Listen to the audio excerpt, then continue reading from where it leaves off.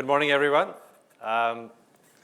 It's great to see a lot of old friends here in the room, lots of new faces. I just want to use the opportunity this morning to welcome all of you to Google's Zeitgeist. This is our 7th year in a row at the Grove. Some of you who have been here for a while might have noticed we've changed the orientation of the room just to keep you guessing. But that is not the only change. We have guests from over 28 countries in the audience. It's wonderful to see all of you. Speaking of European countries, I'm sure some of you might have noticed some significant event over the weekend where tensions were running very high, and we had our own President Obama from the United States trying to keep arch rivals Germany and England at bay. At this point in time, magically, a picture is supposed to appear. I'm not quite sure who was paying attention to the match, and if the head in the hands is a bit of a sort of reflection of what's going on in Greece or what's going on the field across from there. But it's fair to say after 8 managers, 66 players, and £1 billion, Abramovich finally got his dream prize. I think there's a lesson in there somewhere that perseverance and a lot of money will solve a lot of problems. Maybe the Greek situation, the European situation could learn something from that, but we'll learn more about that later in the next 2 days because we have some very illustrious people around here who can tell us more about it. Well, as you all know, that we've had our Royal Zeitgeist a few years ago, and we had many princes on stage. We've also had our Nobel Zeitgeist. We had a bunch of Nobel laureates over here. For any event like this to be successful, we have to have very strong people manage this. And my partners in crime have always been people like Lorraine and Yonja and Eileen, et cetera. So they've told me this time it's the women's Zeitgeist. If you look around carefully, there are way more women in the room than we've had in the past. There are going to be way more women on stage. And we've tried to invite the 50 most influential women in Europe. So if you look around you, there either are the 50 most influential women in Europe, or likely to be, or they'll show up this evening because some of you are married to them. So be very careful. This is the women's Zeitgeist, right? If you think about what happened in the last 1 year, it's been fascinating.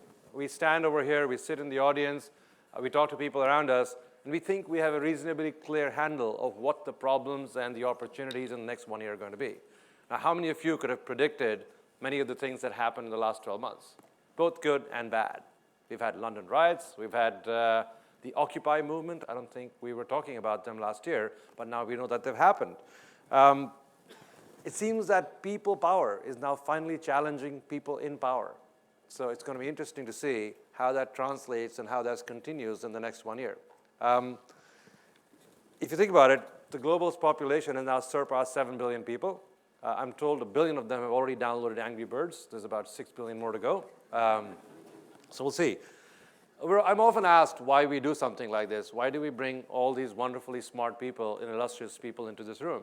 And I think 7 years ago, when we sat around trying to figure out what would make for an iconic event in Europe, we sat across the table, Lorraine and myself and many of my colleagues at Google, and we said, how can we make this very interesting? And the one thing that came out was, let's not spend too much time dwelling about Google.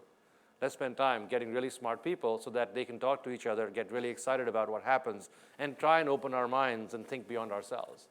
And as you've noticed, part of the opportunity here is for us to get together, sit around, talk to people in the audience, talk to people who are going to be on stage, and actually try and think about what is going to happen in the next 12 months. How can we think beyond the next 12 months, and how can we think about the next 12 months? So I'm hoping you're going to get a lot out of the next 2 days.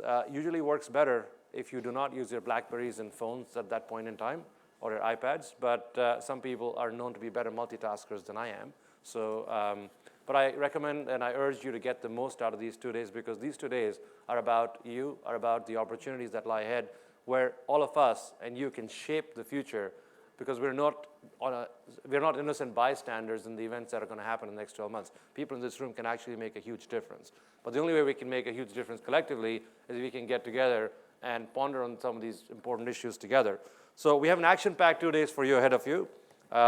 Beyond what you read, see, and hear every day, you get an opportunity to reimagine the world beyond today. Our journey will take us from the heart of European politics, where there are some very pressing issues in front of us in the next few days, weeks, as many of you know. But the good news is, 12 months from now when we stand over here, all those things will seem like they were in the past.